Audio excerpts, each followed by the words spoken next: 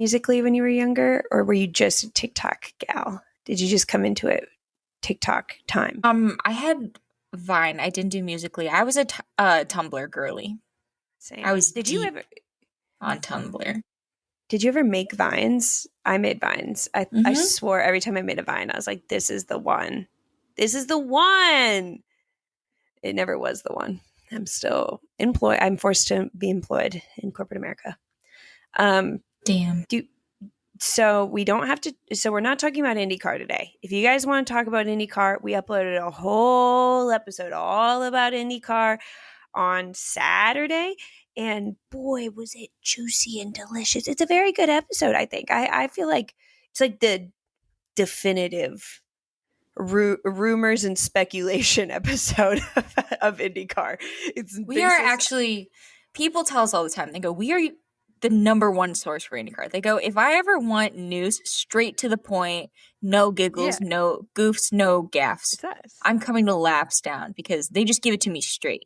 And they never once have to cut out an entire rant about RLL. No, they've never had to do that.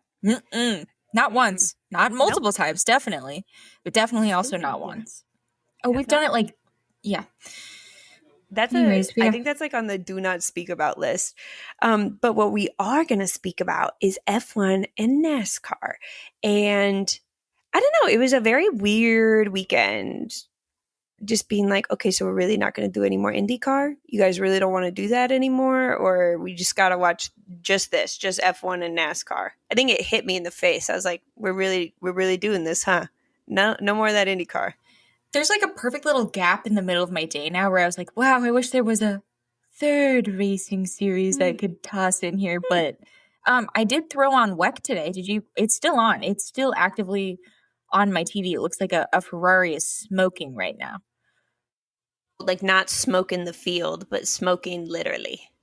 No, because it's also been physical smoke, but it's also been like torrential downpouring. So I'm not sure. I don't have the captions on. It didn't give me the option for captions. So I've just been kind of window watching, window shopping. So are they like racing? Or are they doing that thing where like they have to just hang out behind the safety car for like 6 hours? It's been off and on safety car. There was a little bit where they were like racing. Right now we're on yellow flag. So it's been a very confusing first WEC experience, but I am intrigued. Ford is not doing well right now, actually. No, they're doing fine. Me, who am I to come in here and tell them who's doing well? Come in, you'd be like, you're actually trash. Trash.com. Actually, I know I don't know anything about your sport, but I am going to say you're bad, which is exactly what I did with Formula One, so I might as well do it to WEC too. But I will watch in the future. I have decided, because I have HBO Max. I've been paying for it because of the in-car cameras for NASCAR. So I'm not an in-car camera girly. I just have never. I just let them pick out the highlights from other people's in-cars and then show them during the actual broadcast. You know what I mean? I don't care about anybody enough to be tuned the fucking. Or I'll go on like Twitter or Threads or something after a race, and people have picked up like the juicy bits from like a radio or something. I appreciate that. When I was like really into like a specific driver, when I was a Logan Sargent fan, I would frequent the in-car camera. I was like, I can't even if I had to choose between watching the broadcast or the in-car camera, I'm like, I need to be in the car with Logan. We are working this weekend. We are doing our best. I have to be there for him. But now that I'm like, everyone out there is so goofy and silly in their own ways, there's no reason for me to watch an in-car. I usually don't in Formula One, but I will in NASCAR, especially if I want to like rewind a little bit to be like, so you going to say anything about wrecking them out, or are we just going to pretend like it didn't happen? I'm just going to let it go. I think it's fun sometimes in NASCAR if I'm like curious, because like, you know how like they just won't tell you what happens to somebody after they like crash or something, and you're just like, what's going on?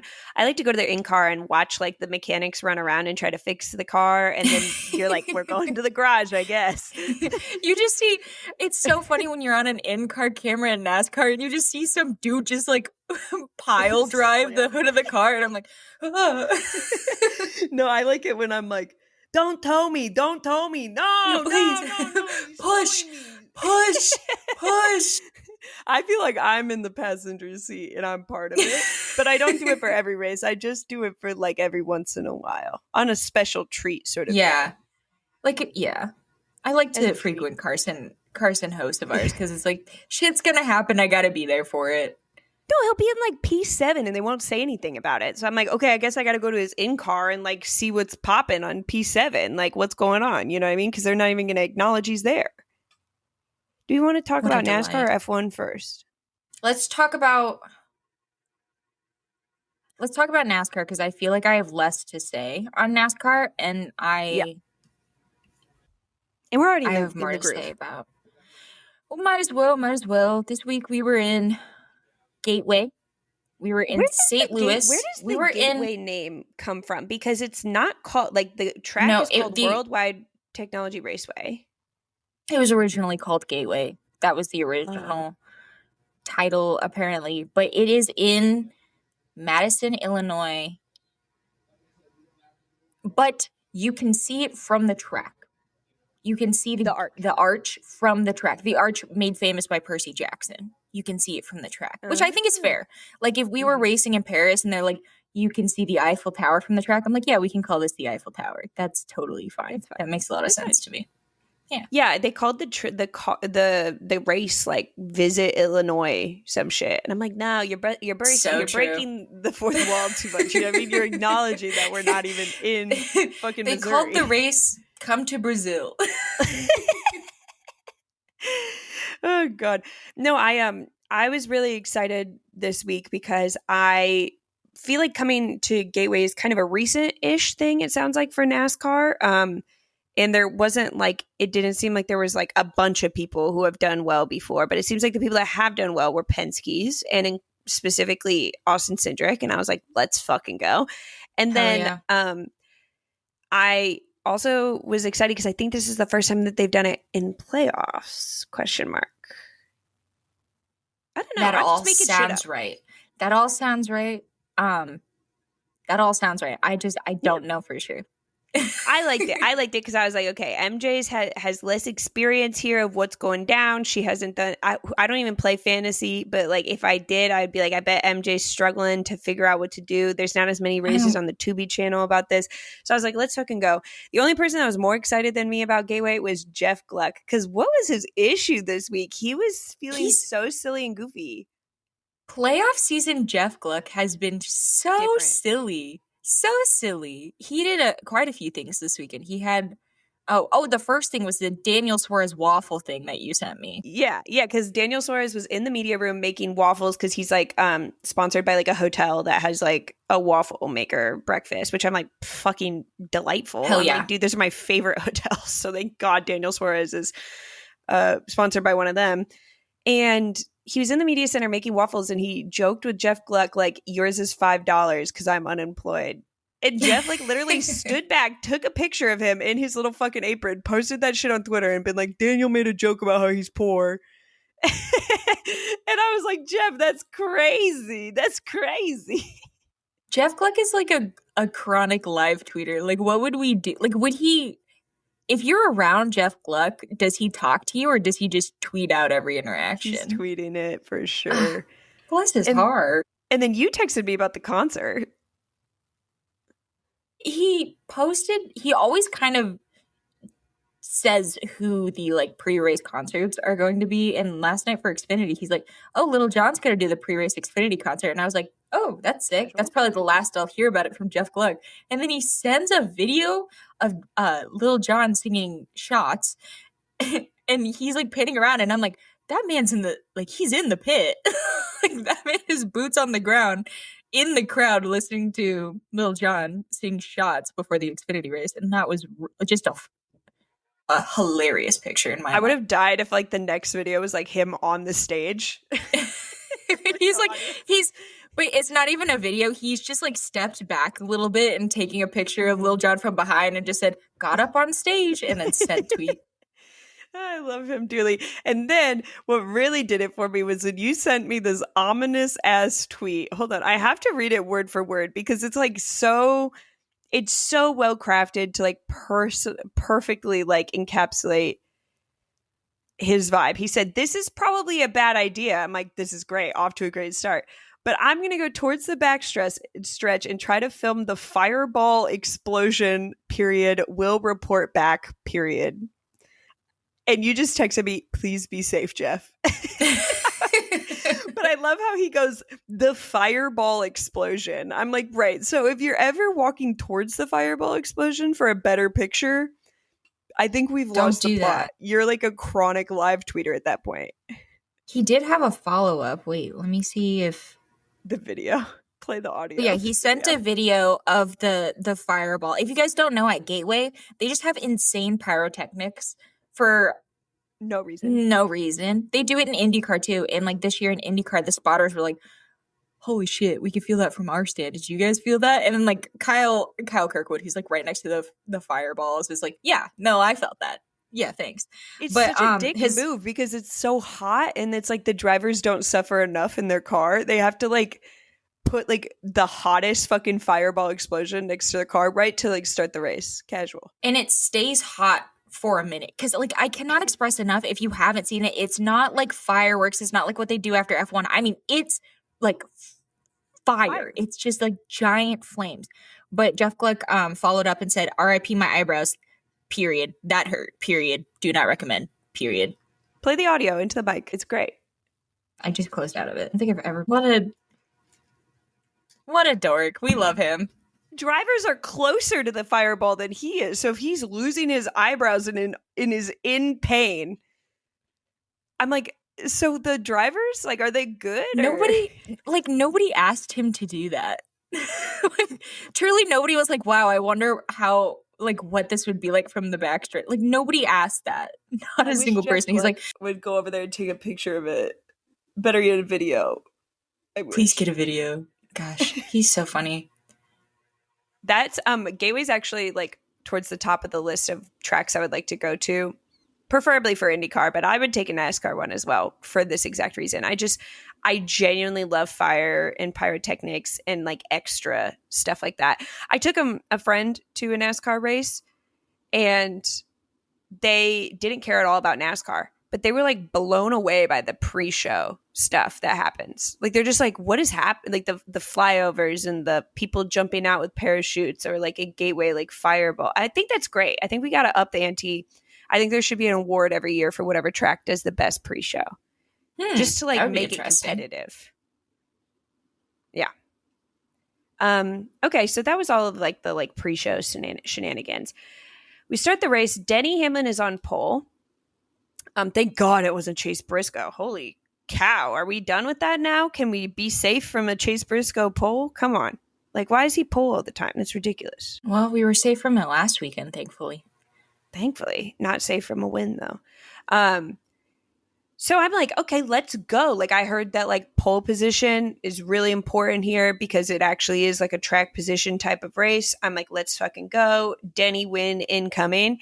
And like my hopes were pretty high. They fell pretty fast when Denny started just dropping spots, and he was passed on lap 8 by Kyle Larson and just kind of kept dropping from there.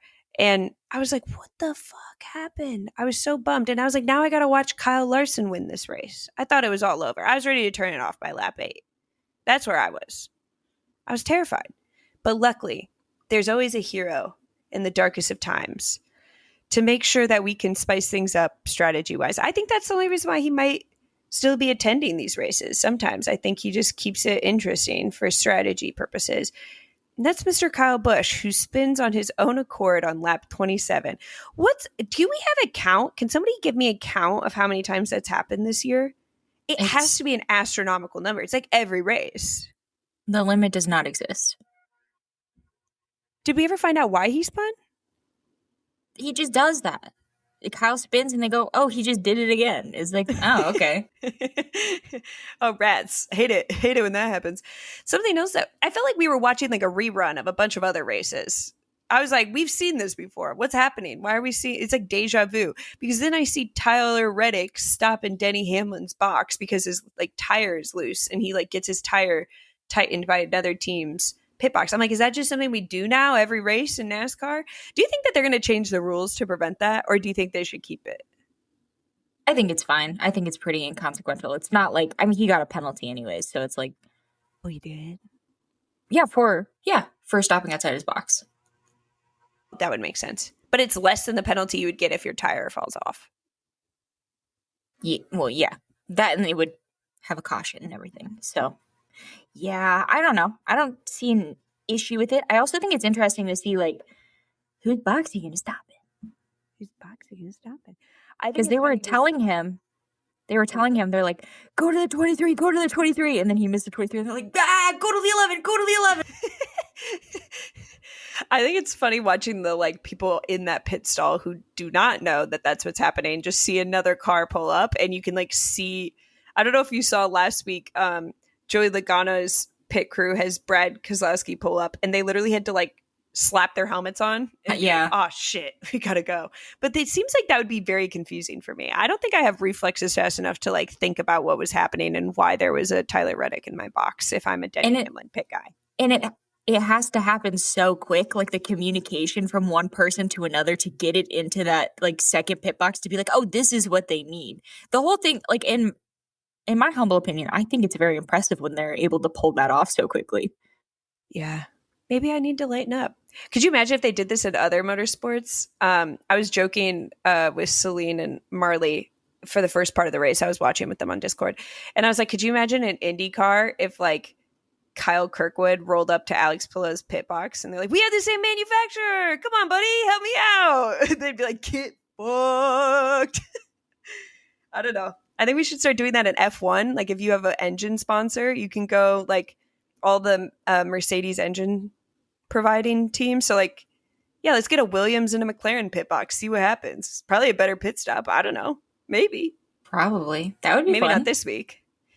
I don't know. Start. You know what? I'm changing my tune. Don't make it illegal. Make it more widespread. Put it in more motorsports, and I'll just come accustomed to it. Also, seems like deja vu from the race we watched last week. Josh Berry spins. What a rotten playoffs he's had so far. Oh, bless his heart. Man can't stop spinning in circles. Was it maybe caused by somebody? No. Nobody? You don't want to name any names? No, he's spun by himself. I mean, I heard a name thrown out. It starts with an L and ends with an Elliot. Chase Elliott. Oh, of the variety. I was like, hey, queen. What are we spelling? Yeah, he was trying to, it seemed like Chase Elliott was kind of like trying to force a 3-wide issue where Josh Berry would have been in the middle. Logano would have been kind of up high and a little bit in front, and then Chase Elliott was kind of moving into that third position. Chase Elliott got loose and kind of bumped up into Josh Berry, and he just spun into the wall, had damage. It looked like Lightning McQueen. You know when Lightning McQueen has his little sideways fin? But he was unable to finish the race that way. So apparently, maybe the Pixar movie? I don't know. I'll have to do more digging, but maybe it's not 100% accurate. I think he could have finished the race that way if it was the last lap. I think that's how it happens in cars. I don't know. It's been a while. Yeah, it's a great question. I don't know either. We were on like lap 36. You know what I mean? Like we had a bit more ways to go. Sure. So then we had our first stage and rather uneventful. I mean, like, you know what I mean? Like that's 2 cautions, but like they weren't very consequential cautions. And we have Chase Briscoe won stage 1, followed by Larson, Hamlin, Byron, Blaney, Wallace, Bell, Chastain, Smith, and Elliott. Byron. He was in his Ferrari costume this week. His HP printer costume. Can I be honest with you? Mm-hmm. I don't think I ever look at the screen during a NASCAR race unless there's a flag because I'm always like writing stuff down. Yeah. So it wasn't until very near the end of the race where I was like, Joey Logano? That is not yellow. Dude, when Joey Logano is in a different costume, I will say it does throw me off immensely. And it's like kind of the same with like any mustard and ketchup car. You know what I mean? If you're in a mustard and ketchup car, I will always view you as a mustard and ketchup car. Yeah. Or like Austin Cindric had his like five, like five, what is it? The five gum? Do you know what I'm talking about? Where it's Yeah. like the aesthetic is really like ice blue and Yeah. black. He was in that car. I don't know what his actual sponsor is. I don't get paid for that. But I kept losing him. And I was like, I really care about how Austin Cindric is doing in this race, but I just think he's probably not out there. I love when Austin Cindric's in that Menards yellow. I can see him from a mile away. That is nice. I like his Menards yellow too. Um, what's your guys' favorite costume that your favorite driver wears? Let us know. And you have to refer to it as a costume. I don't really subscribe to paint scheme or whatever jargon you guys are up to. It's a costume. So lap 55, Reddick is up to P6 from the rear. Why was he in the rear? Just Because he because he pitted sucked outside at of his qualifying? box. Right. Penalty to the rear. Mm-hmm. Colin Herta costume. I understand. Okay, good for Tyler Reddick. He was kind of zooming. He was like kind of driving like a video game a little bit. He was in his Colton Herta costume. It's just like another race where, I mean, it really could have worked out for him. It just ended up not working out for him. Yeah, he's I have very little faith in his playoff run. Like he did good last week. I think he did you have him out in the today. first four. Yeah, that sounds like me. Because I'm just like, there's a chance that anything can happen with 2311 in the worst way. Yeah, 100%. What if all their brakes explode? You know what I mean? Like that'd be crazy, but it's happened. It has happened. Hate to see it. Chase Briscoe, this was like kind of like where I was like, Chase, what is your problem? He locked up on lap 61, and I don't really even know how, but somehow it sent Daniel into the wall because like they didn't really touch. And I think that like they did it like far enough or like early enough in the corner. But then they were like, no, that's definitely Chase's fault. And I'm like, I appreciate us not blaming Daniel at all in this. But I am kind of like, I feel like Daniel didn't have to go up in the wall. I don't know. Maybe I just don't know anything about racing. But I was kind of like, I'm down to blame Chase Briscoe and be sad for Daniel. I was sad to see his waffle car hit the wall. Yeah, that is sad. I thought he did hit him. I didn't. No. He got close. So was it a move to avoid? Like Daniel was trying not to get hit and he like kind of lost it himself into the wall in the process of trying not to get hit by Chase Briscoe. And so they were like, that's still Chase Briscoe's fault. And I was like, hell yeah, that was good. I thought we were going to blame Daniel for that. What are your thoughts on like supporting drivers that aren't in playoffs that you just really love? Like, do you still tune in and just like keep your eye on Daniel and Priest and folks like that? You know what I mean? Like, do you still want them to win just for shits and giggles? Or are you more focused on your favorite playoff drivers continuing? Even if they're not your favorite drivers, they're your favorite playoff drivers. I think my focus really hasn't changed. Like I'm still just cheering for like the random people on the field that are doing well. I'm like, Justin Haley's in the top 10. He's my new favorite to win for the next 25 seconds. He's my new favorite to win. I think it's really funny when drivers who aren't in the playoffs win, but there's a reason the drivers who are in the playoffs are in the playoffs, and it's usually because they do win. So there's a lot riding when a non-playoff driver wins. It's kind of exciting. I still remember last year in Phoenix when I thought Christopher Bell was going to win after getting knocked out at Martinsville the week before. I was like, this is about to get really uncomfortable. They were like, they're like, Christopher Bell's riding like he's angry. And I'm like, I think he might be. Sure. He might be. But I was like, you can't, it's like especially awkward when it's like a championship race like that. You know what I mean? Because it's like, now we got to celebrate two winners. We're going to have one guy doing burnouts. He didn't even win it. He came in like 7th place, but now he gets to be the champion, I guess. That's what the field is for. That's for the championship burnouts. And then the track is for whoever didn't win the championship burnouts. No, that's so true. That's a good rule. MJ has spoken. You guys know your designated space to do burnouts. Chase Briscoe wasn't done having a miserable time yet because then he goes in for a pit stop. And at first they're like, let's just do these 2 tires. And then they're like, well, let's go ahead and do all 4 because like we're already fucked. But this is a rule I didn't know. You had to start with is it the left side? Or no, you have to start with the right side tires before you could do the left. And because they did it in the wrong order, that's another penalty. Speak on it. Crazy. You don't like that rule?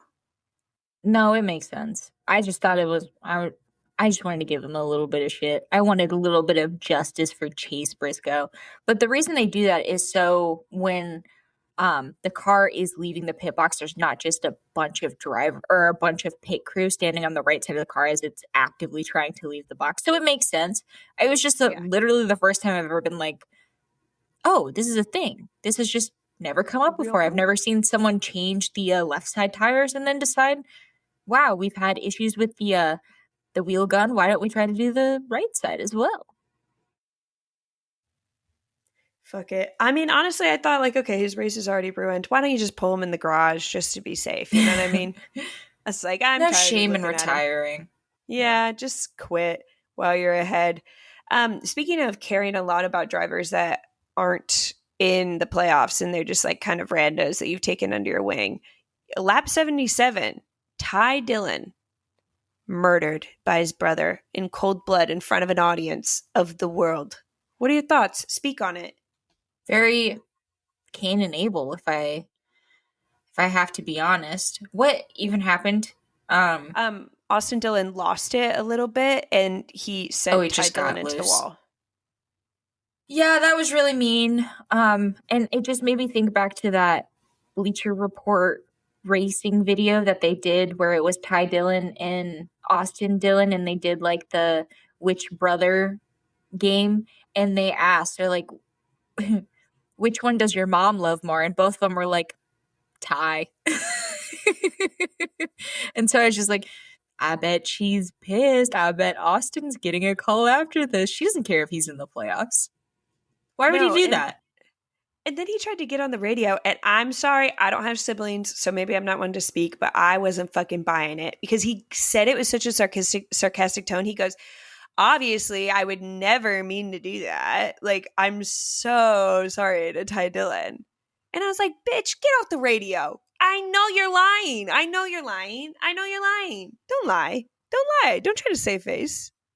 As someone who does have siblings, I have 2 brothers. I have never been run off the road on accident. I'll tell you that. No, that's seemed premeditated. Just saying, Austin. And Austin was pissed because he had a shit car. I put it in my handwritten notes. I gave him the biggest mover award really early in the race because he dropped like 18 spots. You mean negative biggest mover? Oh, yeah, no. He was the biggest mover. He's doing the most movement. So he was probably in a bad mood, and then he's riding in the back, and then he's like, oh, fuck, Ty's here? I must not be doing very well. And he just sent him in the wall. I think he's jealous of the DraftKings sponsorship because he seems like the type of guy that he's lost a lot of money on DraftKings probably. Yeah, probably betting on himself. Hate to see it. So then we have another ruthless attack, another senseless attack on the innocent, where Kyle Larson is coming up behind Ryan Blaney at the end, towards the end of stage 2, and he literally just dumps him. Like he literally just like jumps, like gets him out of the way and doesn't feel any remorse, just keeps going on his way. What was that? What is his problem? What is your problem, Kyle Larson? You're fine. You don't need to do this. It's not like you're on the fucking playoff bubble and it's a cutoff race. Even then, I'd be pissed at you. But like, this is so unnecessary. It's round 1 of the playoffs, and you're gonna make enemies now. Tough luck, buddy. Tough luck. And this is why you're not in my final 4, because you don't know how to make friends along the way. This is why you don't have anybody that wants to draft with you at drafting tracks. Because you're mean. Mean. And then after the race, apparently he like came up and was like, I'm sorry, it was just a mistake, whatever. And apparently Ryan Blaney said something along the effects of like, I just don't know what I did to deserve that. Yeah, he did. Drama queen. What? Blaney, lay off him a little bit. Jeez, he's really going to like keep him up at night thinking about this. What are we going to do about Kyle Larson? I don't know. Put him in the 500 again. Like, what can we do? He's just like that. Sometimes he's just going to take out your favorite driver. If your favorite driver is Ryan Blaney, Stingray Rob, none of them are safe. None of them are safe. No, I think that we need to switch him and Alex Bowman. I want to see something. Dude, we got to do something with Alex Bowman. I'm tired. I'm sick and tired of being out here, putting my life on the line, defending Alex Bowman, and then every weekend, sabotaged. Every weekend. It's literally laughably obvious sabotage. It's literally like, Hendrick, please. Like, it's clear that you want your golden boys, Elliott, Larson, and Byron, to continue in the playoffs, and you feel threatened by having a fourth driver that could potentially beat all of them. So you guys are clearly sabotaging him because he's the most vulnerable right now on the playoff bubble, and it's a joke and it's laughable, Hendrick. So just know, like, we're on to you, we're on to your shit, and when Alex Bowman inevitably gets knocked out of the first round of playoffs, just know this podcast, we're going to be taking a strong stance. I'm emailing the FIA as we speak for sabotage. My conspiracy is that they're trying to find a way to get rid of Alex Bowman so that they can move Carson Hocevar into that seat.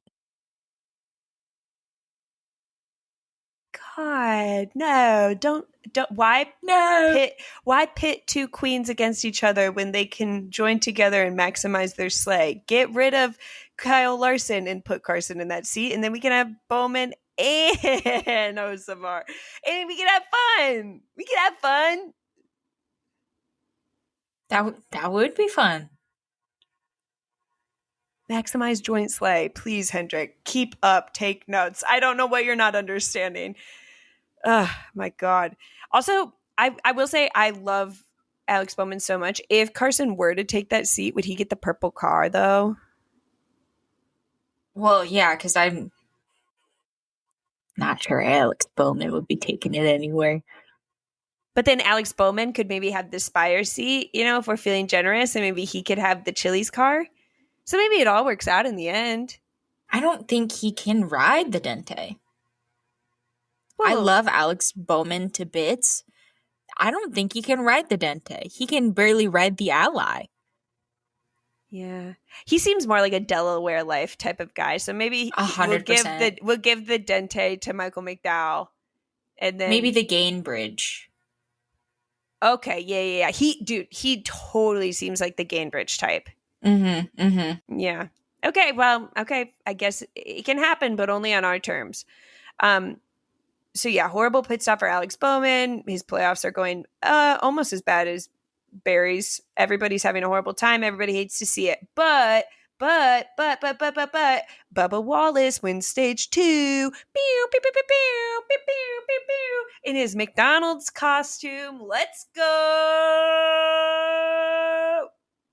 And they were glazing Bubba so hard on the broadcast. They were talking about how confident he is now being in the playoffs with the win at Brickyard, and how he's like a totally different team, and how this playoffs just feels so different for him. And I was waiting for the commentator curse, and it never came. He just won stage 2, didn't even crash. Can you believe?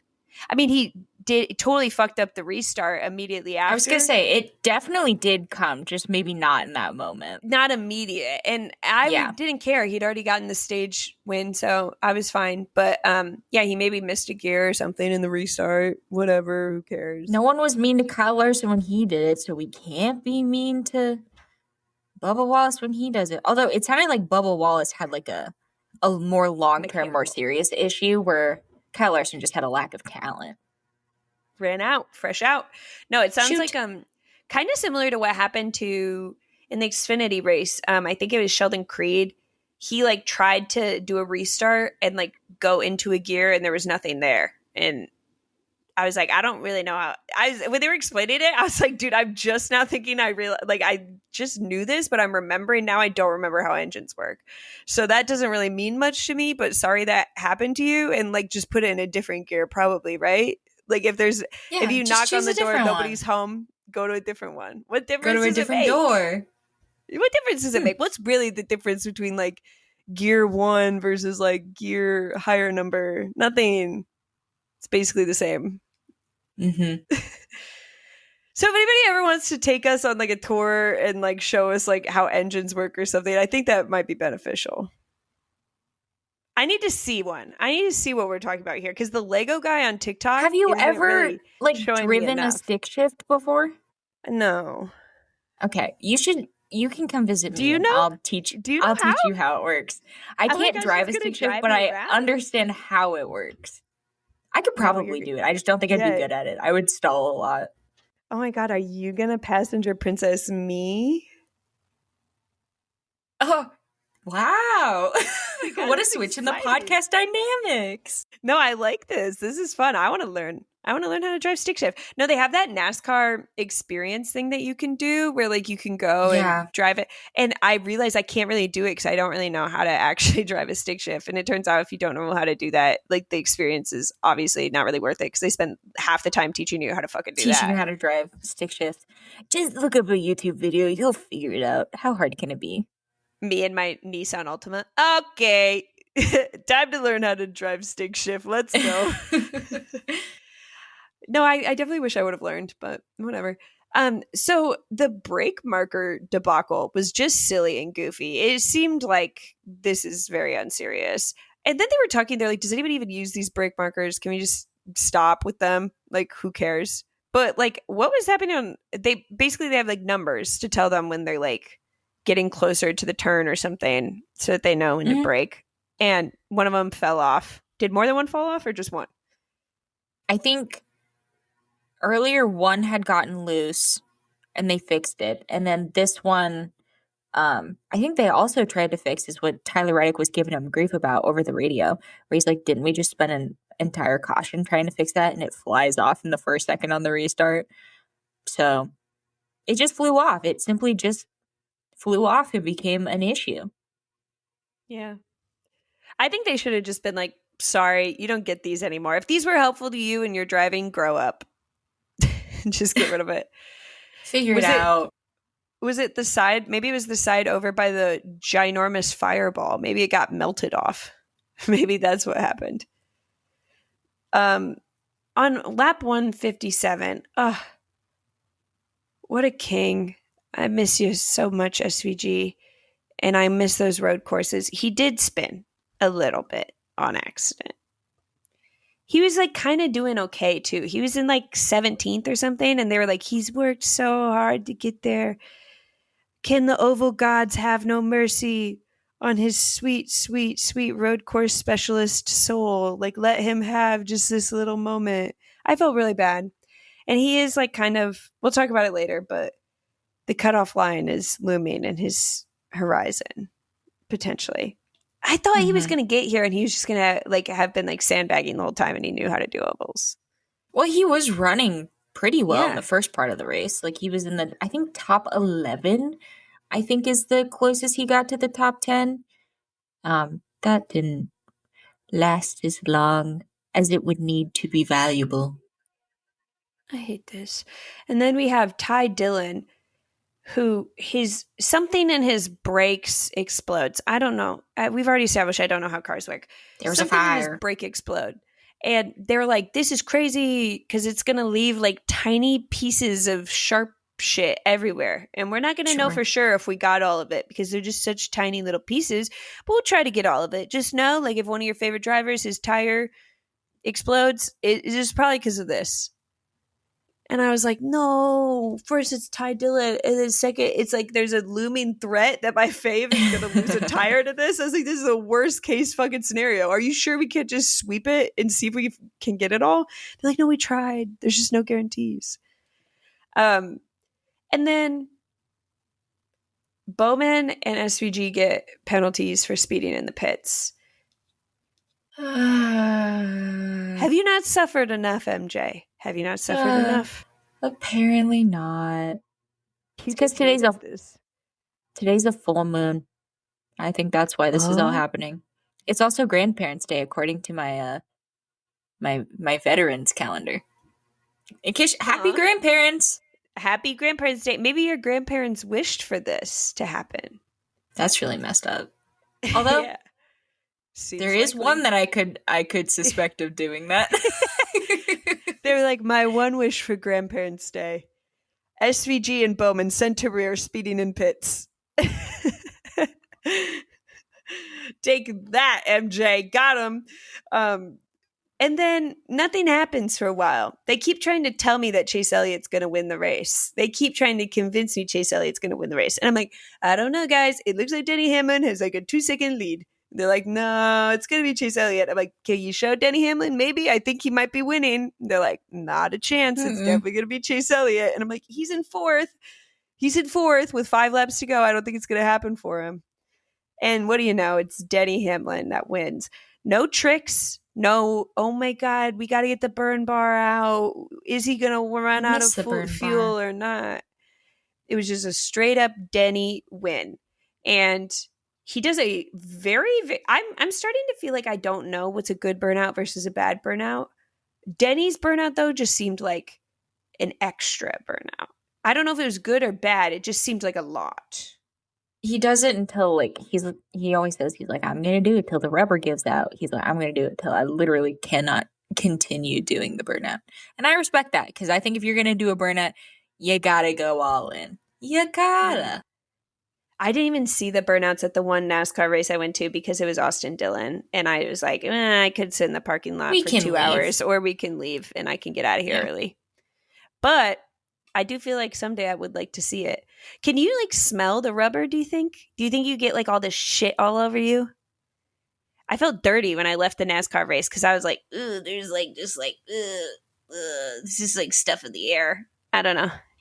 Because you're so much closer to the track. Yeah, you don't get that's it. True. You don't get it, MJ. You don't get it.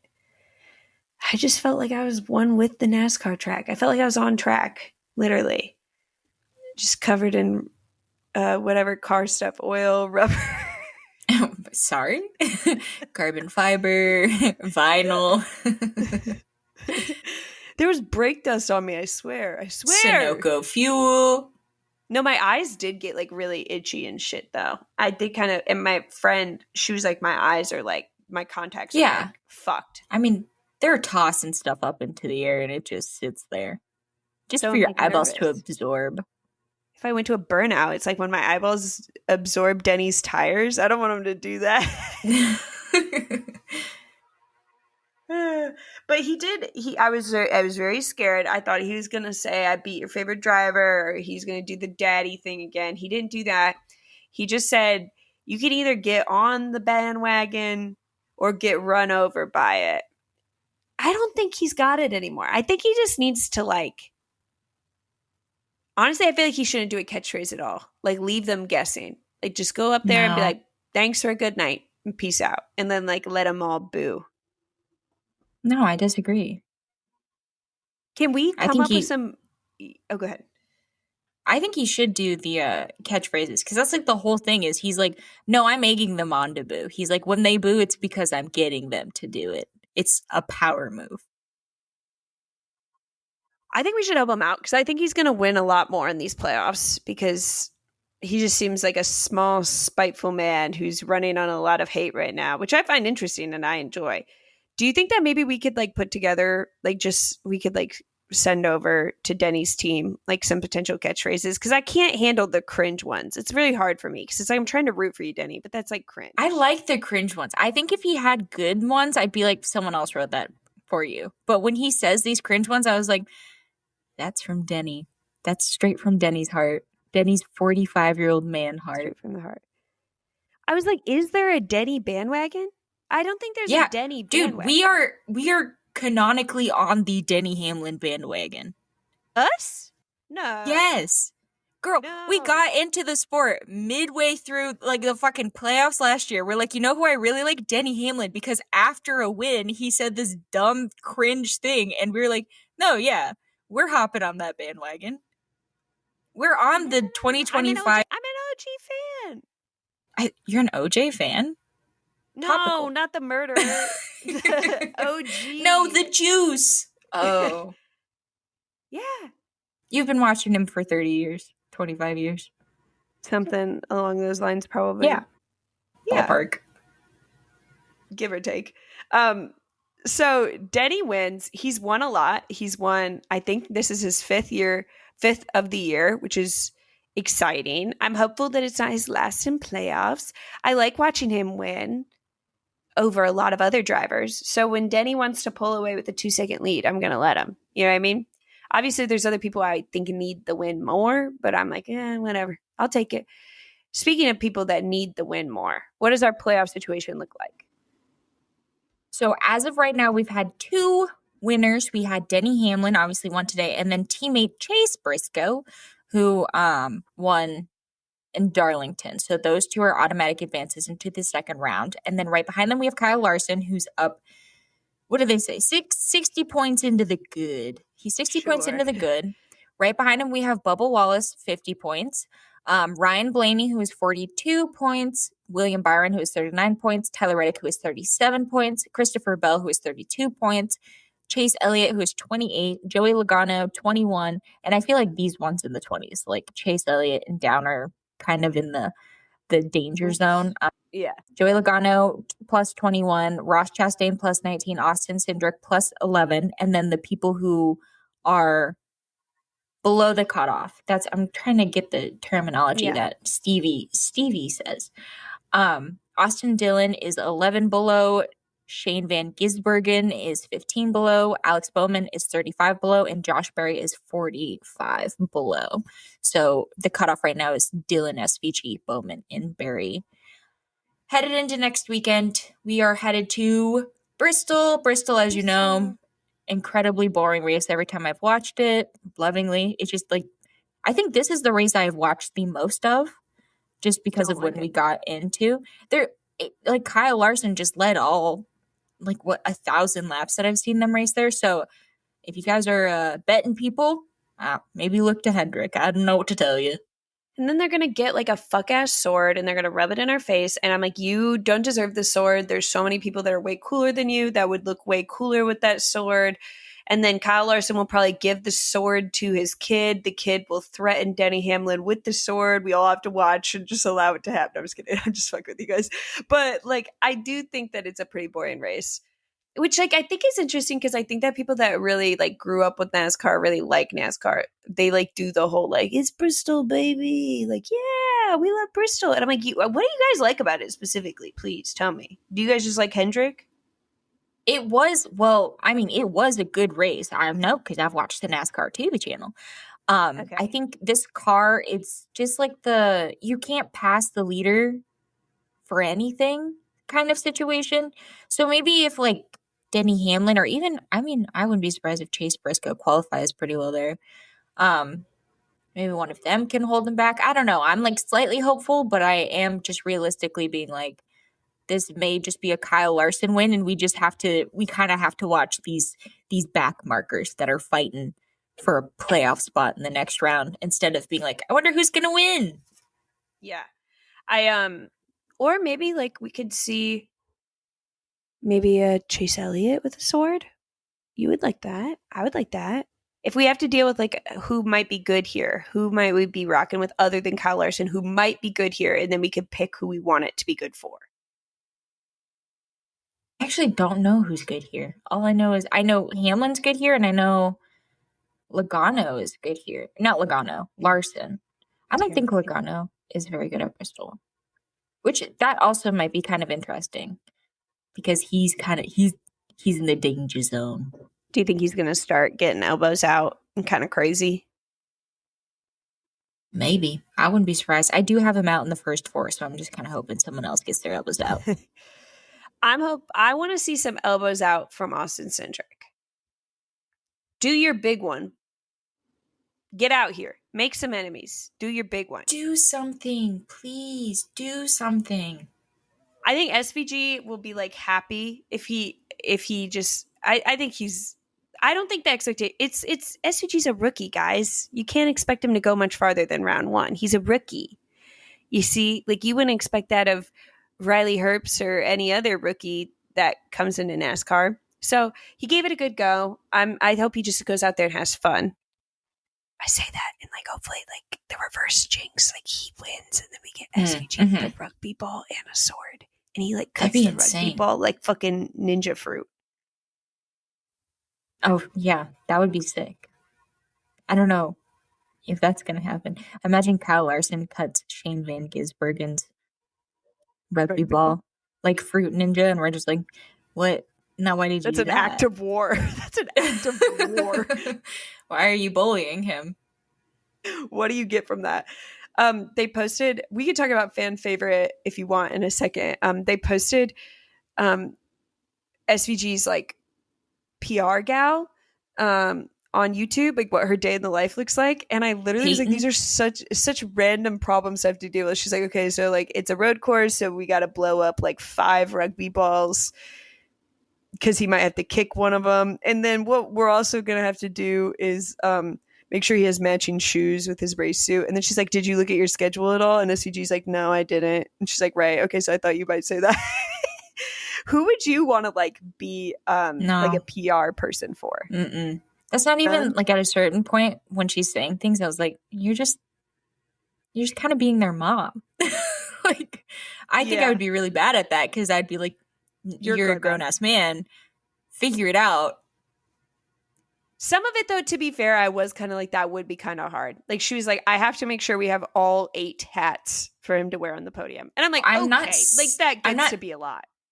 I'm not saying it's hard. I'm simply saying that, like, I think I wouldn't be very good at it because at a certain point I'd be like, just do it yourself, dude. I feel like if I were to guess of like who does most of their stuff themselves, like who I think is like the most organized on their own, it would have to be probably Austin Cindric, probably. Like, I think he would be like, no, I already color coded my calendar. Of all of them, which is not saying much because I don't think any of them would be that organized. I think maybe Joey Logano because he seems kind of particular. Mm-hmm. Maybe it's just like a Penske thing because I also for a second was kind of thinking like maybe Ryan Blaney. So maybe that's just like the impression that they give at Penske. I don't think Ryan Blaney does anything for himself. He has like baby goats and shit to take care of. He has a handler. Yeah. Someone to lead him around. Who's your fan favorite this week? My fan favorite who was the one who did the running thing this week that I really enjoyed? I think it was Zane Smith. Yeah. Yeah, he was my fan favorite for this week. He did the lap around Gateway. And sometimes I'm like, sometimes the drivers really, really do a good job of that. And sometimes I'm like, this is a struggle for you. You don't want to be here. It's very apparent. But I liked his interview. And then also, I really put all of my eggs in his basket for fantasy to my own detriment. But that's not his fault. He did a good job for most of the race. Yeah, you were swayed by the running video. Yeah, and also like his like past performances here. But yeah, definitely the running video also helped. My fan favorite, and I think it's been a while since I picked this person as my fan favorite. I've been very appreciative of how transparent Carson Hocevar has been about his Facebook Marketplace ventures. I think it's funny that he just does like ominous photo shoots with all of his cars that he purchases. Like he just goes to like random places and just starts taking pictures of these cars and like just photo dumps all of them all day. I also just think like I personally do love Facebook Marketplace and I just feel kind of seen. You know what I mean? Yeah. Yeah. I don't know if you've ever like negotiated with anybody off Facebook Marketplace, but it's very tough. So I can't imagine doing it for like a $20,000 plus purchase. Do you know what I'm saying? Like it's tough. He also showed just generally what he has in his like car collection. It's so confusing. He has like a F1 car. Like where the fuck did you find that? Well, those weren't his, right? He went to that like garage that everyone was freaking out about. So okay. I don't know if like, cause they also had like the monster truck one. I'm not positive that those were his. I was initially under the impression that he just parked his kids beside someone else's kids and was like, look at our big happy family. But I guess I don't know. What kind of car do you think he's going to purchase next? He's something like on like a quirky car. I think he's going to purchase one of those amphibious vehicles that they use at the Wisconsin Dells. Do you know what I'm talking about? Mm-mm. They're like half boat, half truck, and they use them in the Wisconsin Dells to like give people tours of the Dells, and it's like monster truck but with boat. That would be sick. so you That'd be can like really drive cool. it in like a lake or something. I hope he gets a Kia Soul and then he wraps it. Yeah. There used to be this guy that went to Michigan State who had like a really nice like sports car looking something, and he wrapped it like pink with just like anime characters on the side of it. And I was thinking like, Hmm. what if this person would have just done like pink, but it was like Hello Kitty or something? And I feel like I could see Carson doing that for the bit, like wrapping a Kia Soul with like Hello Kitty characters. That'd be I'd be sick. down. Yeah, me too. Yeah. Keep it in mind, Carson. Just keep it in mind. Kia Souls are very accessible. You can buy them anywhere. Well, they Unless stopped you want to making keep them. vintage. Oh, they did? Mm-hmm. This is fucking news to me. It's a recent development. I know, because when I heard that, I was like, there's a part of me that was excited or hopeful at the opportunity that, like, if I ever wanted one, I could get one. Like, they're available. But the fact that Yeah. that was like ripped out from under me, I don't know. It did. I had to sit with it for a minute. You can come to me about things like this, MJ. I No, don't I know, but suffer it's just alone. my dream car when I was like 14, 15, like getting to the age where I was going to have to get a car. I was like, I mean, if you guys got me a green Kia Soul, like I wouldn't be upset. In fact, I would probably be elated and my grades would be significantly better, but that's just something I'm Yeah. throwing out there. My dream car when I was younger was a Tiffany blue Mini Cooper. Um, Ooh. Now I'm like, that is so stupid. I feel like I have a smaller car, and I've come to appreciate the practicality of a minivan. I would fucks heavy with the minivan. You need to pick Mm-hmm. something up, like furniture or something, just like put all the seats down, throw that shit in there. Who needs to tow something when you have a minivan? Just put it inside. That's true. Or Ample like, amount of room. yeah, or if you ever just like want to take a nap during the workday, like just go out to your car, sleep in the minivan. I can't do that in my fucking Nissan Altima. Like I can't spread out. It's tough out here. It's hard. It's It's hard. hard. I need a minivan. And I could come to Iowa and pick you up and we could learn how to drive stick shift together, but I could use the minivan as my road tripping car. I think it'd be good. Yeah. Instead of driving a stick shift car here to learn how to drive stick shift. Yeah. Well, how would I do that? I don't know yet. No, exactly. That's why it wouldn't Yeah. work. Yeah, it wouldn't work. Wouldn't work. Do we want to talk about F1? Yes. So Stefano Domenicali, who I think he's like the president of F1. I don't know. I get confused by all these like different people. I'm like, who's in charge here? You got like the Liberty Media people, you have the F1 people, and then you have the FIA people. And I'm like, tell me what the subordination is here. Who's really in charge? Whatever. Stefano Domenicali, he came out and he was like, you know what? F1 races, I think that young people, it's too long for them. Their brains are too broken and F1 races are too long. And I think we should make them shorter. What do you think about that? I mean, I'm down. They're like objectively shorter than any other motorsport we watch. And if I can be completely transparent, if that NASCAR race that we just watched was an hour and a half, I'd be like, okay. Okay, I think NASCAR could be shorter. I think IndyCar Yeah. is perfect, never change. The I think thing F1's with fine. F1 is nothing happens through like, I'd probably say, I mean, I literally wrote down all the laps where nothing happened. That I was like, you know what? If they do want to make it like 10 laps shorter, I'm simply not going to be upset by it. I think the problem with F1 now is that like all of the cars are like, what if we just do a one stop? And they're like, oh yeah, we can do a one stop at any track now, basically. And they're like, we're going to change the tires. And they're like, oh, we could do a one stop on these tires too. Like, we're going to make you use all the soft tires. And they're like, oh, too late. Already doing a one stop on it. I don't think having shorter races is going to fix any issues. But if the races were shorter, I wouldn't be mad. Not like if they were like, okay, it's going to be 25 laps. Every race is going to be a sprint race. I'm going to be like, okay, well, that's not really what you were presenting the option as. But I'm like, cutting out 10 laps from this race, it's not going to, I don't think it's going to make that much of a difference in the racing product.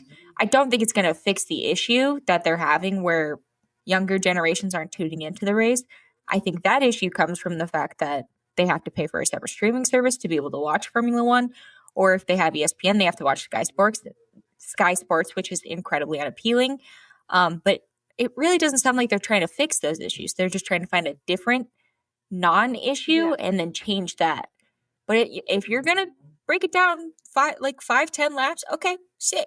Me and Alex Albon, we're down. We're here for it. Yeah, maybe, or like another problem that they don't want to fix is that like the cars can't pass each other or whatever. You know what I mean? Whatever, that's fine. Yeah, Alex Albon, he was like, yeah, I'm down.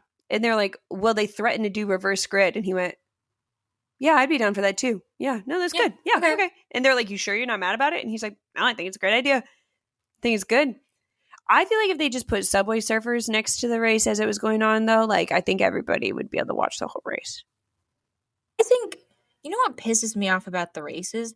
Multiple times, and last weekend it was really bad, we would watch overtakes on the tiny little like viewer on the like pylon. That's where we were watching the overtakes. They would go, oh, on the left of your screen, you're going to see this overtake. And I'm like, but we're watching like Lando or Oscar like 5 seconds ahead on the big screen. Why don't we just flap those around? So I get why people don't want to watch the full stream. Maybe because it's ass. Maybe because it's buttass3remix.com. Period. No, I think that we got to stop showing the leaders. I don't care. They're leading. Like, they're fine. They're fine. They're driving into empty air. Good luck, buddy. Like, show me if like somebody catches up to them and we're battling for the lead. But until then, like, why are you showing me this? I don't care. You should not be able to show me the leaders for a longer amount of time than like the lead they have. If they have a 10-second lead, I should not see 10 seconds of them. I do not care. Period. I do not care.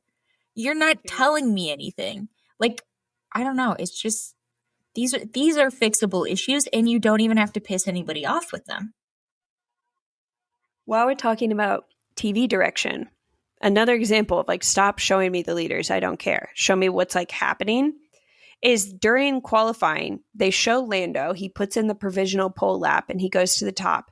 And as they're talking about how amazing Lando is, and they start showing the McLaren garage, Max puts in the fastest lap in F1 history.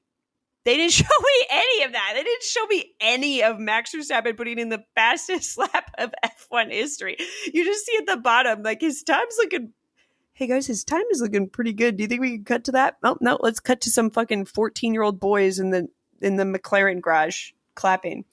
It's funny because you can see people in the McLaren garage be like, oh shit, like Lando's definitely does not have pole. And they're just like, woo, congratulations, Lando. And then they're like, just kidding, Max. But I don't know. What did you think about Max Verstappen getting pole? I mean, I think that's fun. That's awesome. Happy that's for sick. you. Yeah, hell yeah, dude. I've seen him do it quite a few times, and I'm like, okay, sure. Yeah, but he yearned for this one more. It's been so long. He yearned for it. I'm happy. No, and I'm thrilled for him. I just think it's funny when he gets pole because it's just like the McLarens are just like, oh, shit. What? We didn't hear about you all weekend. What's going on? Where did you come from? I like it when they're surprised too. So we start the race. Immediately, Nico is told to retire. What the fuck was that about, Steak? Even Nico was like, what's going on? And they're like, nah, we're not going to talk about it. The broadcast when Nico was like, oh, are you guys serious? The broadcast was like, well, I think you could probably sound a little bit more upset that you're not going to start the race. And I was like, nah, dude, he gets a day off in Italy. Hell yeah. Get out there, buddy. Yeah, no, he was like, rats. No, you're joking. Oh, shoot. Okay, well, maybe next time. Have fun out there, Gabby. I guess someone else is going to have to get P17. Shoot. So we have the start, and Lando is behind Max, and then you have Oscar. They go. You have the two McLarens on either side of Max, and then Lando tries to get Max on the get past him, and Max just kind of runs him off a little bit, like lightly into the grass. And I was like, okay, let's not crash right away, because normally an F1 car hits the grass, it's like everything's about to go horribly wrong. But it's not a big deal. Oscar gets passed by Charles. Lando lines up behind Max, but Lando was like kind of pissed about it, and they both kind of did that other person should get a penalty thing.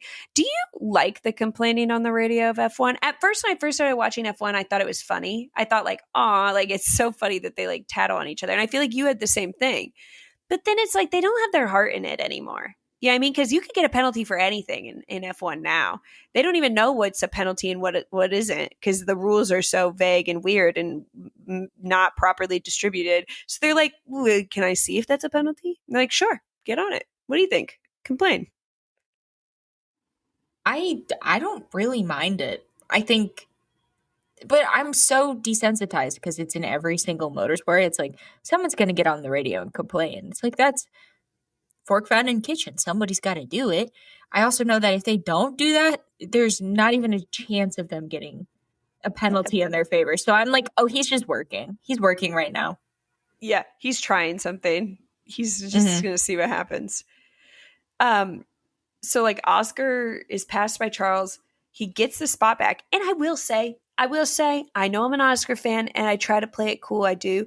But it was funny hearing the commentators go, I didn't even know you could pass in that part of the track. I was like, yo, he's inventing new passing places. He's so good at F1. And then he gets immediately passed by Charles again. Yikes. And then whatever, Max and Lando start passing each other for the lead. None of this matters. Can we talk about the good stuff? Can we talk about the juicy stuff? Like Ocon pushing his good close friend off track, Lance Stroll, and Lance Stroll being like, he pushed me off, penalty, and Ocon being like, well, actually, the track just gets thinner there. So you can't actually stay on the track. And I don't know. What do you think? Do you think that they targeted Haas? Yeah, I do. Yeah. Do you think that they're going to remain friends, or do you think Ocon's going to finally about have enough with Lance Stroll? Well, I don't think it was like Lance's fault that he got the penalty. I think it was the FIA's fault that he got the penalty. I think Esteban should really reevaluate his friendship with the FIA, because clearly it is unrequited friendship. What does this mean? The Carlos thing. I don't really think. Is it like he didn't go off on the runoff the same way like Lance did, where like Lance had to? No, he just decided to be like, he just literally went off, started it, and then came back on, and they didn't do jack shit about that. I was like, come on. Are you kidding? They investigated it, and then I just never heard anything else about it. I was like, okay, so it's just a big fuck you to Ocon, huh? And then Sainz gets in like a little beef with his engineer. It's just like, I can't watch Carlos struggle like this anymore, guys. I get it. He's being toxic and he's not being a good F1 driver. Stop showing me him suffer and just like do what you do with everyone else, or you never give them any screen time. Because his engineer's like, you should drive this way, and he's like, I don't want to. And then they're like, okay, that's interesting. So Alex Albon's actually driving faster than you, probably because he's doing what we said to do. So you're gonna like go ahead and swap positions with him. Do you think that they're tearing our boys apart at Williams? Do you think that they're pitting two queens to get against each other rather than letting them maximize their joint slay? I mean, they're fine off the track. It's just something is not clicking for Carlos. But I've said since the beginning, there's a curse on the second seat at Williams, and everyone decided to ignore me and talk about Oscar Piastri for some reason. It's just coming around. It's coming to fruition. He'll get over it eventually, but it's going to be a rough 5 or 6 years. Hate it here. Speaking of hating it here, Fernando does the most normal thing ever, which is like hit the curb a little bit, and his whole car, like suspension, breaks. I think that Aston Martin is poorly built. I think that Aston Martin is built like most of the IKEA furniture in my house. They didn't put the parts in the right place, but they thought, it looks vaguely the same, and they just pretended like it was functional. There's definitely something going on with that Aston Martin, because we watched like replays of other cars doing it, and even the broadcast was like, it's crazy that all these cars have had like contact with each other today and we're totally fine, but then you take a curb, which sometimes happens in racing, and it's like, no, the car's done. It's like my Ford Focus can take curbs better than the Aston Martin, not designed by Adrian Newey, but was it designed within vicinity of Adrian Newey? Mm-hmm. Something to think about.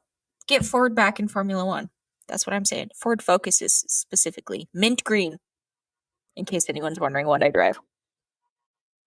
Yeah, I like your car. She's nice. She's cute. We love her. Yeah. I think she could do great in F1 personally. So okay, I didn't understand the Yuki bullying. I think I kind of tuned out at this point. They were talk being about the Yuki bullying? So mean to Yuki. They're like, oh, it's just like, I just think this is my David Coulthard impression. No, you got to do the Scottish accent. No, this is how I hear him when he's saying shit like this. He's like, I just think it's really interesting that one of the Red Bulls is actually like leading the race and has a pretty big gap to second place. And the other one is struggling for like P17.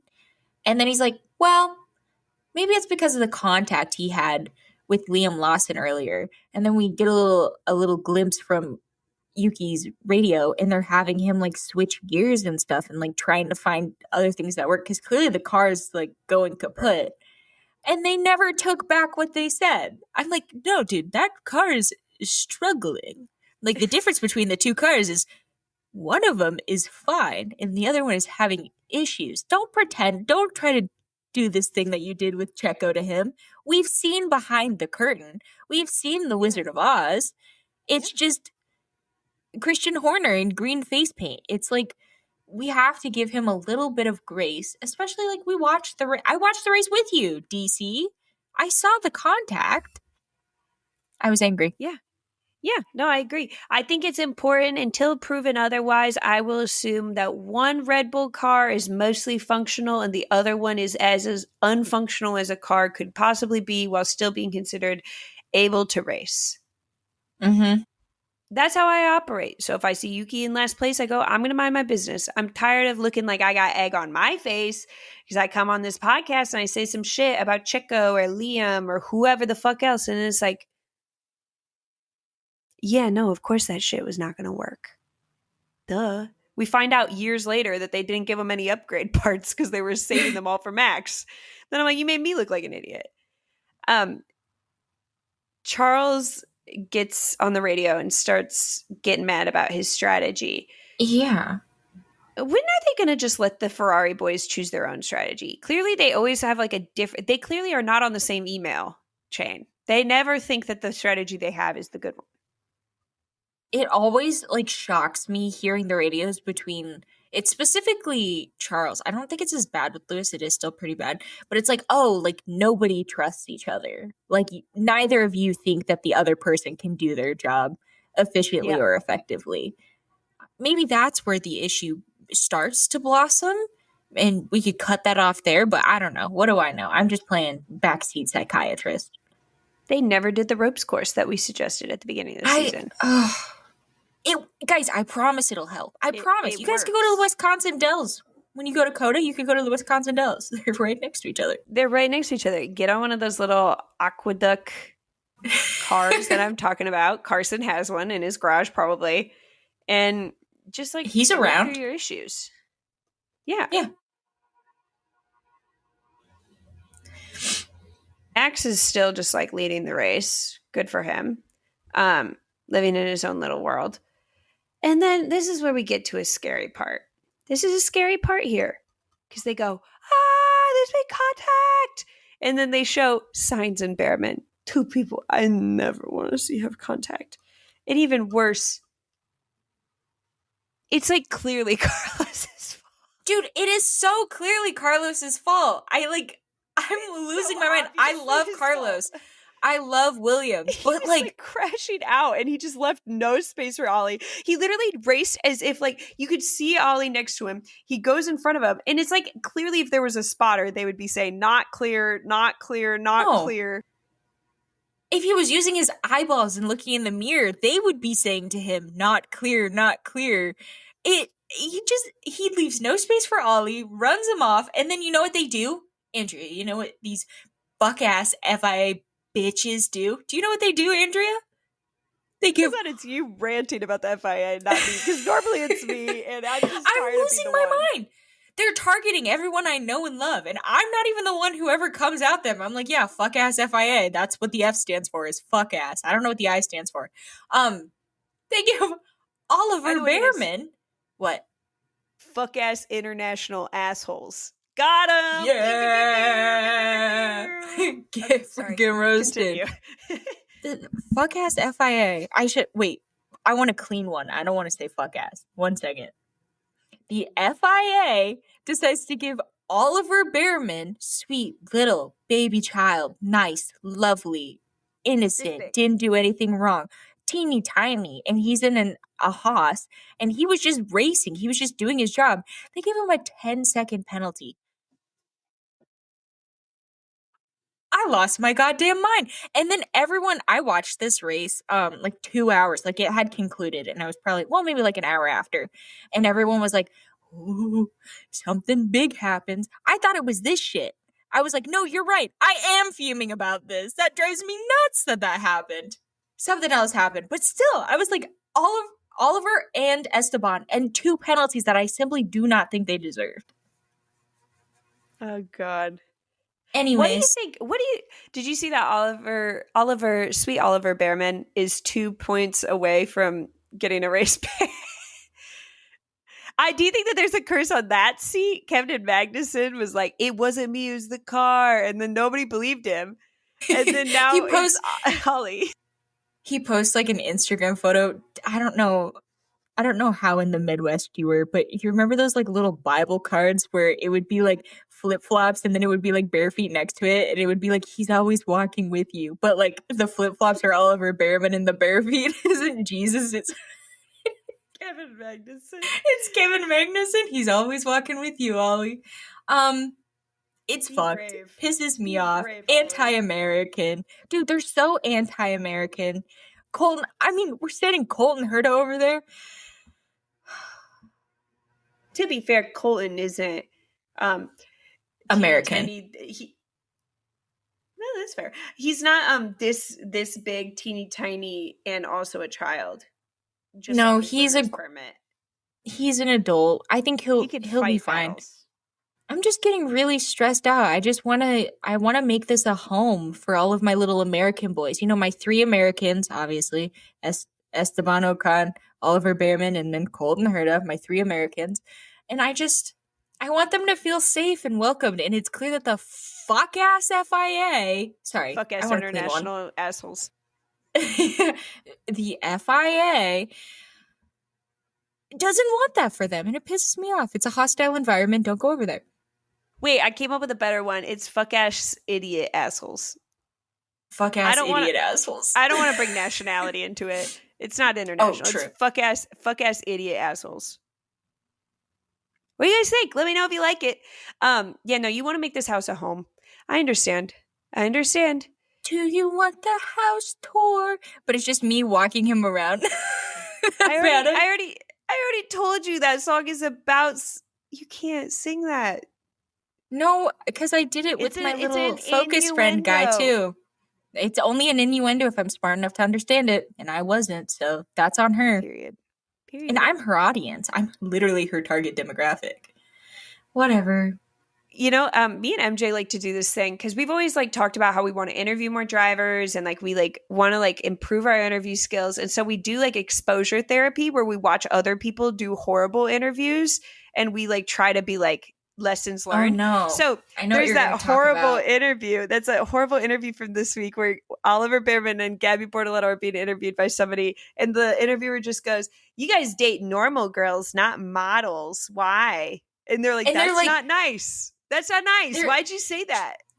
And she like doubles down. She's like, "No, I think it's really cool that you're dating just like a normal girl and not like a hot model." And I'm like, literally delete me from this conversation so fucking fast. And then I think Gabby goes, "Do you want to say that to their face? I can go grab them if you want." It was so mean for no reason. I was like, what? Hey, what's actually going on? Also, that's not an interview question. It's exposure therapy. It's like if you ever, like, I think it's so important if you're going to ask an interview question, you have to think about what you think the intended response might be. I don't think I could possibly think about what the response to that would have been. That would have been good. Did she even phrase it in a question, or was it just like a statement? It was a statement, and then you know how some interviewers follow it with like a, tell me about that. It's like, tell me about what? You called my My girlfriend girlfriend? today. Why would you do that? That That was was so weird. mean. That was weird. Look, keep an eye out for Selena, guys. I think people have the evil eye on Ollie Behrman. He had to sit through weird ass fucking interviews. He had to get terrorized by the fuck ass idiot alliance assholes, and we just had to deal with it. I hate it. Keep an eye out for Selena. Okay, it's just gonna get worse. Brace yourself. It's just gonna get worse. Everything about this race, I was like, surely that's it, right? We're just doing a boring little race, and then, oh my god. So Oscar gets called into the pits. And then Lando's like, why the fuck are you pitting? Like, what's the plan here? Like, he's undercutting me. And they're like, no, no, no, no, no. So that he doesn't get passed by Charles. It's not going to be an undercut. I promise. He's like, okay. And then he goes into pit. And then it's like the slowest pit stop I've ever seen to mankind. They literally had to tap on the tire guy to be like, are you going to put the tire on? It's like, what are you doing? What is going on here? And so then I'm like, maybe people are right. Maybe McLaren is sabotaging Lando. I was like, dude, this is ridiculous. Are we going to have the fuck ass idiot assholes do something about this? Like, it's clearly sabotage. But then McLaren's like, they're not done sabotaging themselves yet.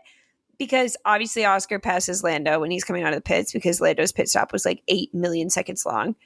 Mm-hmm. And Max is fine. He's having a good time. They told him on the radio, no risk, full push. Is that what he said, or is that what they told him? They told him, they were like, you've done all the hard work. You can just kind of ride it out. And he goes, okay, got it. No risk, full push. And then giggled. I love Max. I love him so dearly. He just only has fun when he wins. When he wins, he's so delightful. When he loses, he's the worst person you've ever met. So I'm like, okay, this is bad. This is bad. Clearly, like, Oscar is going to get second now because of this pit stop with Lando. And everybody's going to like be like sabotage. It's going to be like this whole dramatic thing. But I was like, whatever happens, we got to live with it. Surely this is done. No. They tell Oscar, so you're going to go ahead and let Lando pass you. You can race him afterwards. You have 5 laps to try to pass him. But we gave him like it was like a bad situation in the pit. So you got to give him the spot back. What the like, what do you do in that situation? Because part of me, it's like, I understand it is the team's mistake for the pit stop and the whole pit strategy and all of it was dumb and stupid. And like, to an extent, Oscar didn't seem to have a problem with it, really. I mean, he had like a little bit of a, okay, interesting. And they were like, well, remember like when we let you guys switch positions for you? He was like, that was different. And also last year, just a point, didn't know we were carrying over a balance. Might be. Okay. But he did give the spot back and he didn't like complain too much. And like, it wasn't for a win. I think that's why I'm also like, it wasn't for a win. Yeah. So I guess like, what difference does it fucking make? Like second versus third. I do wonder though, like if it weren't for the mechanical failure Lando had last week, would they have done this? Probably not. I think that McLaren feels like guilty. Like they have a guilty conscience with Lando. And they're now like going out of their way to a point where it's like too much to like even things out that are like just part of like bad luck in racing sometimes. Yeah. I knew from the second they had that slow pit stop, I knew that this was going to happen. I was like, no, I've watched this before. I know how McLaren operates. And I don't necessarily like, it's weird because my brain is just so much like, no, that's exactly what McLaren is going to do. That it's like, there's no use in me being like, well, was it right or wrong? It's like, it's inevitable. It doesn't really matter if it's right or wrong. The issue I have with it, and it is like a soft move or whatever. I find it hard to care. It's like, that's just what McLaren's going to do. It's this little dance we're doing around it. This is actually just payback from Hungary from last year. And then Andrea Stella comes on and he's like, this had absolutely nothing to do with last weekend. This was solely based on what happened this weekend. And I'm like, okay, So we're kind of playing both fields right now. We're kind of doing, we're playing both sides. Just be honest. Just be like, no, we felt bad about what happened last weekend. We knew it wasn't going to make that much of a difference this weekend if we were to switch the cars. We thought that they would end up both being fine with it. So this is us paying him back, and now it's a clean slate. I'm like, just fucking own up to it. I don't care if the masses are like, that's a good idea, that's a bad idea. But it's doing these like kind of like little bitch moves and then just being like, oh, sorry. I don't know. It's so complicated. It's like, no, if you're going to do something, just like do it with your chest. It makes it like, it makes the blow less bad. Like if you came out and were like, no, we really truly thought that this was the best idea. It was based on what happened last weekend. Sorry to Oscar. That was a shitty pit stop. If it happens again, we're not going to do it next time because the balance is at zero. I didn't like the way that they were dancing around it. In my personal opinion, I thought that was silly and unprofessional. And then you have like DC and all the other commentators talking about like the discomfort that this clearly puts between the two drivers, because even though like Lando didn't ask for it, it's like Oscar's still going to probably be a little bit like, it's a fucking bitch ass move. And then like Lando, he was like silent on the radio after this. Like even like after the race, they were like trying to congratulate him and he was like dead silent. And I was like, so he's pissed. So it's like this beautiful thing that McLaren manages to do. And I swear it's like a talent at this point where they managed to make both of their drivers feel insecure and shitty about their entire season. It's a constant, like, did I deserve this? Did I deserve that? Or did this get handed to me? Or did this get handed to me?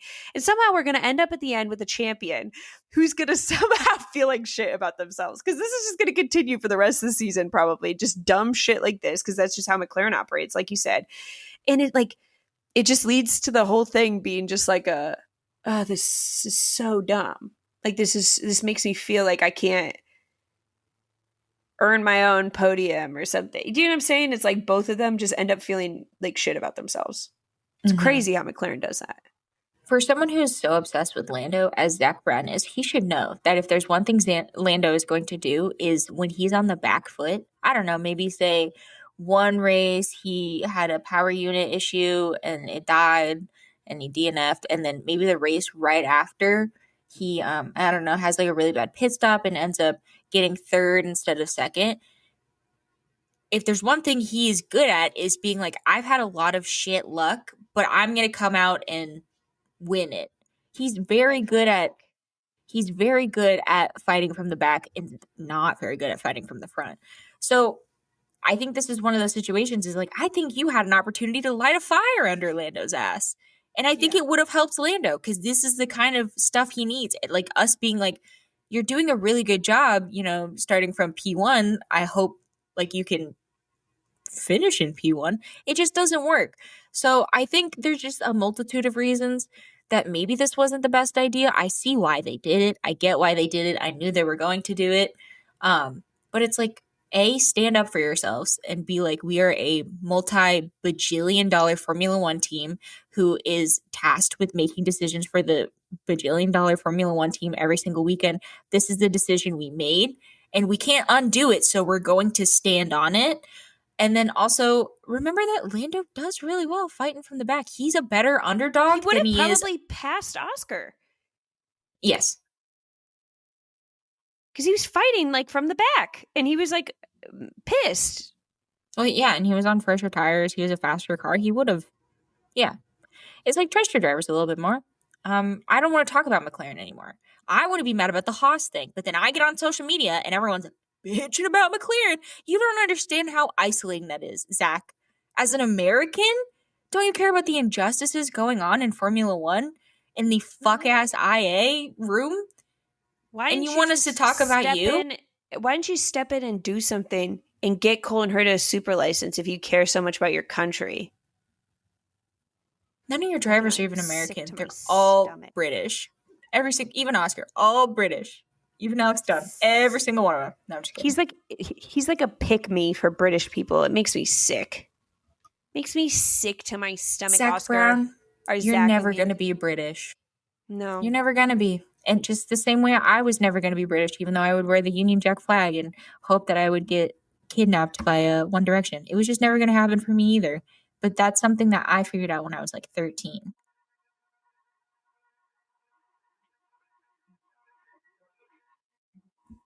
Woof. Are going to be British no matter how many times I told people my favorite TV shows are the ones off of BBC. Have you ever seen Sherlock? Yeah, Hmm. I like really like British television. I just think it's like the dry humor. I like it more. Yeah. And all the music I listen to is British. Have I ever told you that I love the Beatles? It's just like it doesn't work, Zach Brown, and you're just being a pick me for British people. Get over it. And get Colton Herta a super license if you mean business. Speaking of crimes against midfield teams, I'm calling Mercedes a midfield team now because I think that's derogatory towards them, and I think it's funny. Great. I think half of the team is a midfield team. Yeah, Kimmy was struggling. I didn't see what he did to Alex Albon, but he got a penalty for it. Driving erratically or driving fun? I think he was braking under or moving under braking. Is it? It's not called moving under braking though in Formula One. Oh, then that's what he was doing. But he got driving erratically. Um, Or that was I. defending, otherwise known as duh. There was something really weird, and I didn't know that it was a full moon before I watched the Formula One race. But all of the rookies were just like on their like fuck assery. I was every single one of them. I was like, sorry, Franco Colapinto. What? Why did we do that? Why did that happen? Speaking of Franco, what do you think about Pierre Gasly re-signing for like a bajillion years with Alpine? I was like, what do you get out of this? Like, they hate you. They give you a fuck ass car every year. What do you get out of this? Is it just because you like have some weird like French superiority thing or something, or are you Like just happy to have a job? on both sides, I'm like, does this feel like a good deal to you? Pierre, does this feel like a good deal to you? Alpine, does this feel like a good deal to you? Because they keep reminding us every few laps in this race that the last time he saw the top step of a podium was 5 years ago. It's like, and not that I have any beef with Pierre. Dana, if you're listening, I have no beef with Pierre besides that thing he did about the pink camo. Nothing besides that. It's like, why would anyone want to be at Alpine ever? Period. Bring back Jack Doohan. Let alone for several years, and also they're switching engine manufacturers. So who the fuck knows what next year will look for them? And like, it can't get any worse. Just do like a 1-year deal, Pierre, and just see where shit floats next year. But fuck it, job security, I guess. Things that you liked. Isaac Hadjar, points from, or can we say pit lane to points? That's what Ollie Behrman did last week. Mm-hmm. Mm-hmm. Wow, they're taking turns. Yeah. Two of the rookies are pretty good. Your turn, Kimmy. Try it. Kimmy's just he's doing a little too much with his racing right now, and it is having like immediate consequences. Bless his heart. But like 2 weekends in a row he had 2 weekends, 3 penalties, 3 pretty large penalties.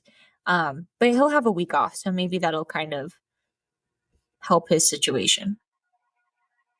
I'm so proud of you. Don't get any more penalty points, please. Stop driving the way you are. Just drive straight and normal, please. Just like on the road at all times. What do we think, Kimmy? Can we try? Let's try. What is his problem? He was doing so good at the beginning of the season, and now he's just like taking a nosedive off a cliff. I don't know. I truly don't know. No, you don't know how to raise a child, clearly. Mm-mm. He's in his angsty teenage. Okay. Albon recovery drive to points. What did Albon finish? P5? P6? I think it was P7. So proud of you, Alex. Glad somebody can do well for Williams, considering it's not Carlos. Very good. Well, Carlos didn't get any friggin' penalties this weekend, so what was your deal, huh? I'm mad at him. I'm mad at him specifically because he did it to Haas. If he had done it to anyone else, I'd be like, well, that's Carlos. He's just trying things out. He's doing a good job. But it's like when you're on my team, Carlos, my secondary team, angers me. No, I think he didn't mean to, though. He'll probably say sorry. I want to see it on camera. I want to see him walk into the Haas garage and go, send me the bill. But what did you think about the video of Carlos when he was saying like you should name what track you should name your dog after? Yeah, that was nice, but that was before the incident.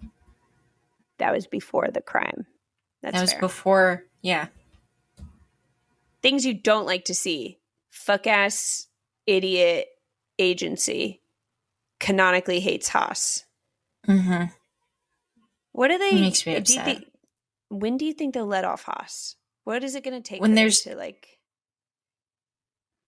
When there's a new American team they can bully. Yeah, Cadillac. I don't think you're going to have a good time. I'm going to be honest. I don't think Cadillac's going to have a good time. I honestly, I've been rooting for Cadillac this whole time, being like, I want an American team. I don't think I actually no. Did you see the video of Dan Towers being like, we're sending to Colton to F2 because we want to show respect to European racing? I was like, no. We're not kissing the feet, okay? That made me so show mad. Respect to European racing. Did anyone tune into the F2 race? You want to talk about ridiculous fuckassery? I mean, my goodness gracious, it was insane. And I don't watch F2, so I don't know if this is the standard, but that race was, I mean, we had dozens of cars, and that's hyperbole. We had quite a few cars just send it off, make like rookie mistakes into the wall. And I was like, and your next step is Formula One? That's crazy to me. Yeah. Respect to the why I oughta. Yeah. You know what? I'll show respect to European racing when we get a fucking F1 driver sent to IndyCar and they don't complain the whole time and they don't be little bitches about ovals and they just show up and they go, this is your fucking rodeo and I play by your rules. And you know what I mean? It's like, they don't do that to us. Everybody goes, oh, this is where F1 drivers go to retire, IndyCar, blah, blah, blah.